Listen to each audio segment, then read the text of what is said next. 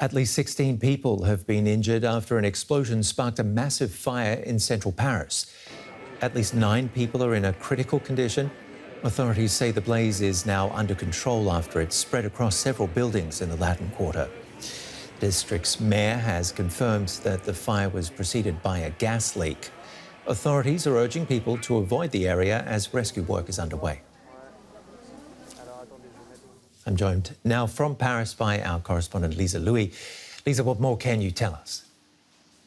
Well, we know that, as you said, the fire is under control. It's not extinguished yet. The area is cordoned off. There are more than 200 firefighters there at the site. The Paris prefect just said that 7 people were in a very critical condition, but obviously the firefighters are still going through the rubble as we speak, looking for other people who might have survived or who might be under the rubble. The Paris prosecutor office has opened an investigation for involuntary injury. So for now, it doesn't seem to be, they don't seem to think that it was necessarily something intentional, but they're certainly looking into the causes of this huge explosion here in Paris late afternoon today. OK, we're just looking at live pictures of the scene at the moment. Tell us more about the building where the explosion occurred. What are authorities saying? This is in the 5th arrondissement. That's southern Paris, really a very beautiful area of Paris. It was right next to the Academy, the American Academy of Paris. Obviously, the authorities are still looking into why this explosion occurred.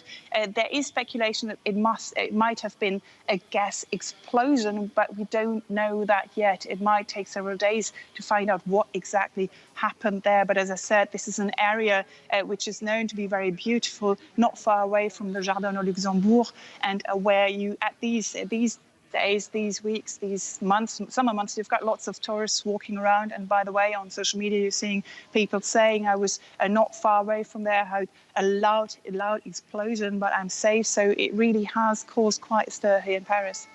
Well, emergency responders have now cordoned off the area that we're looking at. As I mentioned, live pictures there for our viewers. Is there any danger that buildings there could collapse? That's obviously what authorities are thinking of, and that's also why they have cordoned off the area.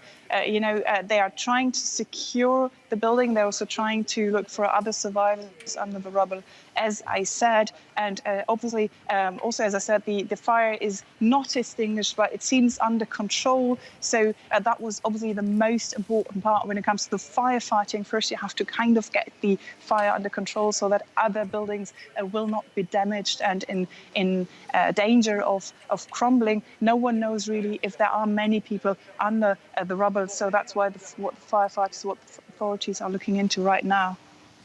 These look like old buildings. You can judge that better than me. Are we talking about the sort of thing that could happen in a building that's older or run down to a certain extent when it comes to a gas leak or gas explosion? Absolutely. We have had such an explosion early 2019 here in Paris, in the center of Paris, where 4 people actually were killed after a gas explosion. You know, Paris is a beautiful city, but it's also built, it was built some time ago, and there are lots of old buildings where standards are not up to date. When there is a fire, it might spread quite quickly. So this is something that can happen in Paris. Everybody is aware of that, and you can't really be safe here of such a fire happening, such a gas explosion happening, and the damage caused by it.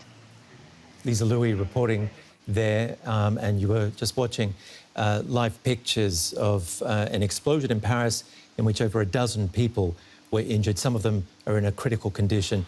The blast ripping through a building in the city's Latin Quarter, igniting a huge blaze, which, as Lisa Louis pointed out, their firefighters are still battling.